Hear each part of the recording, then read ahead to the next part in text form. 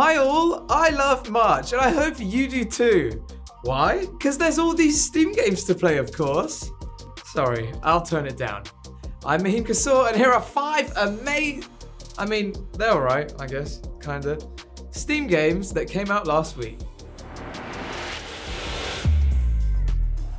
King of the Castle is a fascinating party game about deadly politics in the Dark Ages. With support for up to 24 players, players are split between one monarch and a gaggle of nobles, the latter tasked with voting on every one of the former's schemes. No 2 sessions or stories will be the same, providing you don't play it forever. With 950 possible events and 80 discrete endings, as well as a massive 17,000 choices. Basically, it sounds like a great tabletop game brought to life with seemingly endless opportunities for the nobles to stick it to the king. King of the Castle also has full Twitch integration and can be played online via video stream or at home on the couch.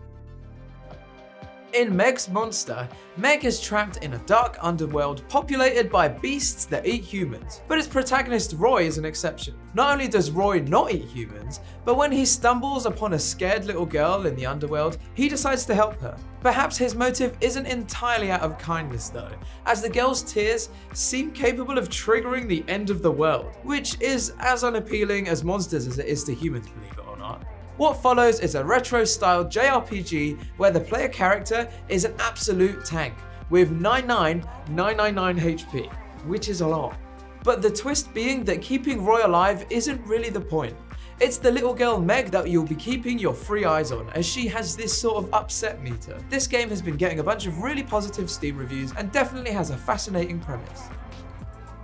Steam ran a puzzle-themed event last week called Think-a-thon, and as far as I can tell, Rytmos is the most immediately appealing. It's a painterly puzzle game about gradually filling out musical compositions. When a puzzle is completed, a new component is added to the accompanying music, and over time, the composition becomes more complicated and fuller. The soundtrack is quite varied too, so expect everything from Zimbabwean kalimba-based music through to early German electronic and much more. Certain modifiers are unlockable too, so if you want, you can add a relaxing delay effect to your Ethiopian jazz, for example.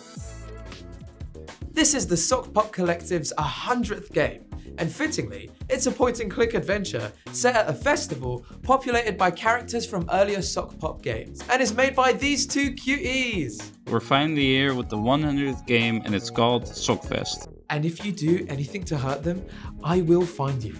The objective is to make friends with each of this varied cast, and while some will complete your friendship with good grace, others will require a bit more exploration and a dash of puzzle solving. Expect the usual off-kilter sock pop comedy, some fun musical performances, and the usual pillowy, colourful sock pop art style. Popular platform fighter, Rivals of Aether, gets a dungeon-crawling roguelite offshoot. It's a single-player turn-based game where you control a 4-strong party of beautifully pixelated anthropomorphs, furry characters. With the steampunk town of Julesville at your base, you'll push as far down into its subterranean depths as possible, slaying foes in semi-randomized dice-based combat. The story is the main dish, but there's also challenge dungeons that up the challenge significantly with true roguelike difficulty. This looks like a fun roguelike on its own terms, even better if you're a fan of the Rivals world. And that's all we got time for today. Be sure to check out these games if you want. I've been Mahin Kesore and I'll see you in the next one. Bye.